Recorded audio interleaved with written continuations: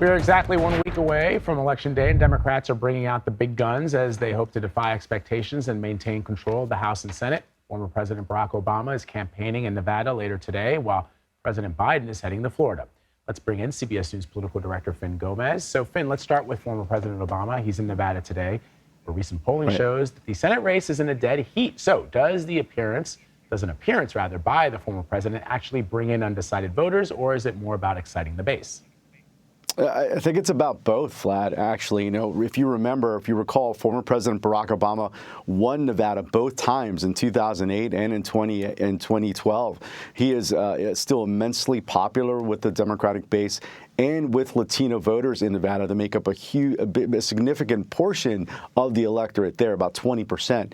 And he won a whopping percentage of the Latino vote in both those cycles. So I think by his trip there, it will spur some momentum, Democrats hope, for Catherine Cortez Masto, especially, who's locked in that dead heat of a race with Republican Adam Laxalt. Does it expose any sort of weaknesses, though, for the Democratic Party when arguably their most popular speaker is a guy who's not even in office? Well, you know, Anne-Marie, he's so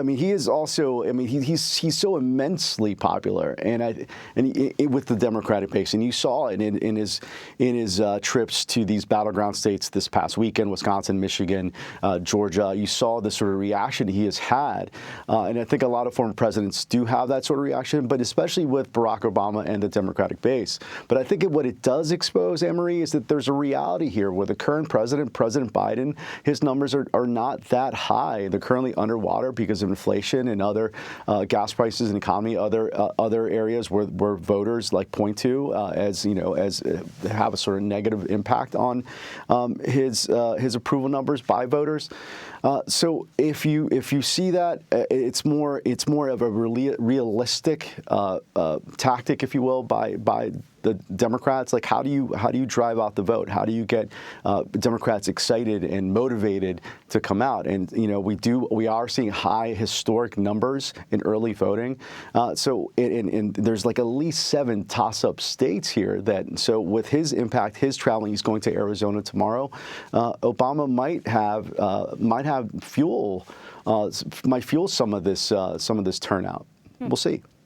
Yeah. You mentioned President Biden. He's heading to Florida today to campaign with Senate candidate Val Demings and gubernatorial candidate Charlie Crist. Finn, given that Florida voters have leaned Republican in recent elections, does his appearance help or hurt those candidates? Vlad, I know Florida well. I used to be based down there. I was there for 6 years. I love Florida, and Florida is such an interesting state politically because not only is it important during these midterm elections, but it's also a big presidential state as well. 30 electoral votes. I think with the president's visit to Florida, it solidifies the Democratic base in the Sunshine State. It certainly doesn't hurt. I mean, if you look at both Demings and Crist, they're a little bit behind. But it also what it does, again, it focuses on a potential for a re-election bid when he's there. He's garnering the support of those base voters there, and But more importantly, if you think about it, with the president's approval ratings underwater, Florida is also this sort of perfect political backdrop to frame the midterm elections, as he has been doing recently, between this extreme, MAGA Republicans, who he argues are coming after Social Security. Florida has a high percentage of senior voters, of course. So to do that and deliver that message, that's essentially the best place to do it, in the Sunshine State. So President Biden, though, has been making mostly small speeches, doing sort of private fundraisers, not really sort of headlining huge rallies. How does that compare to what past incumbents, presidents have done in the run-up to midterms? Well, it does contrast with other previous presidents. If you recall back in 2018, just in the last final 5 weeks of the midterms campaign in 2018, former President Trump spoke at more than 30 rallies. He barnstormed across the country during that cycle.